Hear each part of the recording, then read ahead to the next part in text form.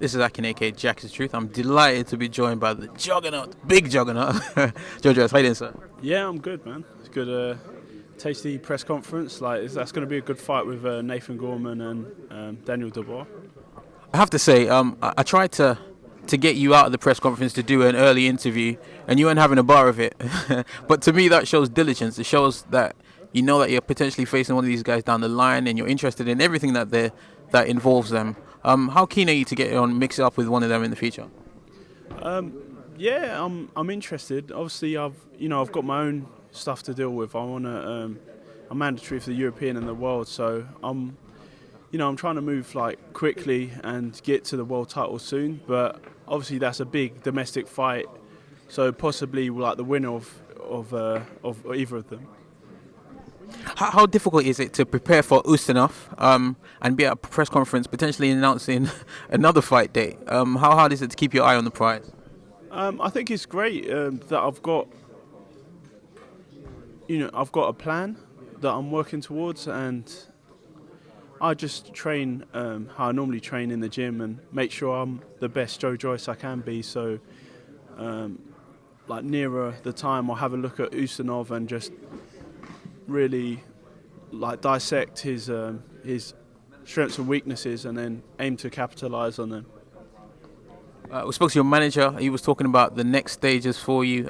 Sam was saying that the likes of Chisora priced themselves out, Manuel Charles priced themselves out, and the European champion potentially doesn't want it. So, I mean, with you not knowing who you're fighting next, how do you keep the right mind frame, the right mindset?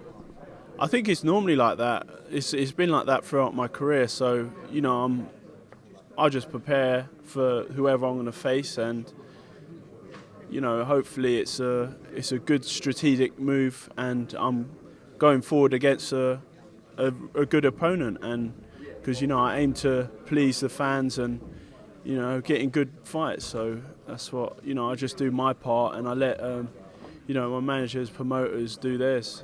I think the question came from the clip that we saw that went viral of you approaching Daniel Dubois after fight night, and you approached him like, what's he saying about me? The whole world was expecting some sort of fireworks, and there was an anticipation of you fighting him. But then we've later found out that you've both agreed not to take that fight because of you didn't want to lose your European mandatory spot. Yeah. But now that that potentially might not come to fruition, is that something that you regret not taking, or is that still something that you think can potentially happen? I mean, yeah, I could probably get the winner of both of them, see who wins that fight, and then I could potentially face the winner. But I think I'm pushing on forward. I want to get to these big fights, get to the world title fights as soon as possible. So there's no time to hang around at British level, and so I just need to, hopefully get one of these bigger fights. Last time I spoke to you, we were talking about the potential fight in Ortiz. Ortiz seems to be waiting around for a promise to fight Deontay Wilder.